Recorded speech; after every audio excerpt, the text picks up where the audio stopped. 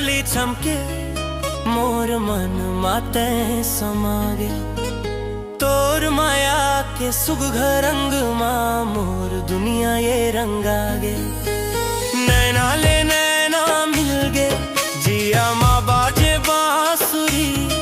तोर संग माया के गोठ माँ मोर रात दिन बिहागे।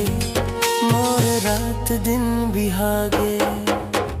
तोर संबिगे मोर हृदय हरियागे। तोर बिना अब एक पल भी जिया मोर नहीं मानत है।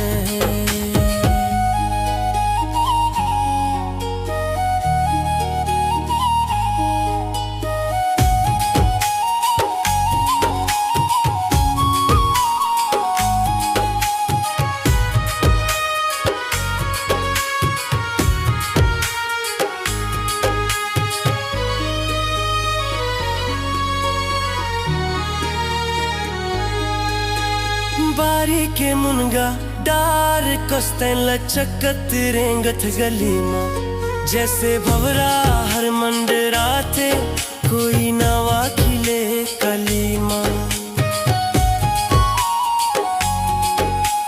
टिकली लगा थस समझा जैसे चांद तिपक गे। तोर माया के मीठ बोली मोर कान में चिपक गे।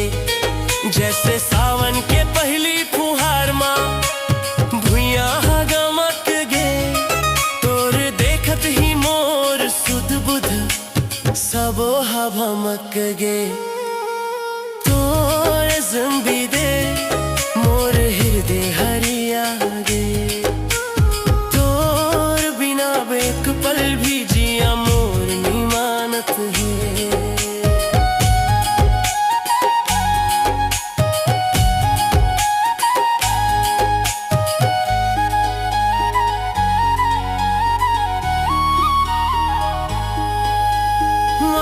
नदी के कछार माँ जब तई पानी भरे बर जात से।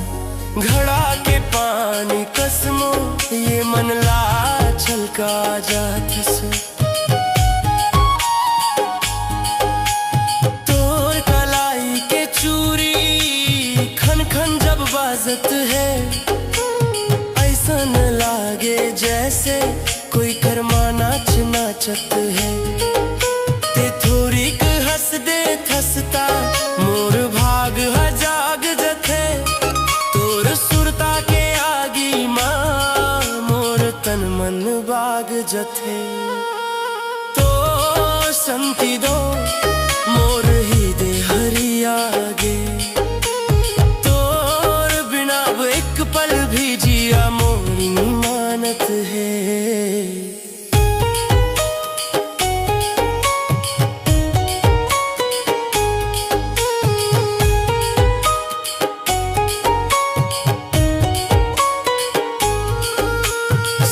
चोरी मादिया तोर बर में भारत हाँ। तोर मुस्कान के खातिर मैं दुनिया ला हारत हाँ। रंग दे मोला ते ऐसन की छूटे नहीं रंग हा। मोर पर छाई बन के ते रही बे हमेशा संग माँ। जन्म जन्म के साथ है ये वादा मैं करता। तोर बिन जियई जहर तोर माया माँ मैं मरता। तोर जुबी गे मोर हृदय हरियागे। तोर बिना एक पल भी जिया मोर नहीं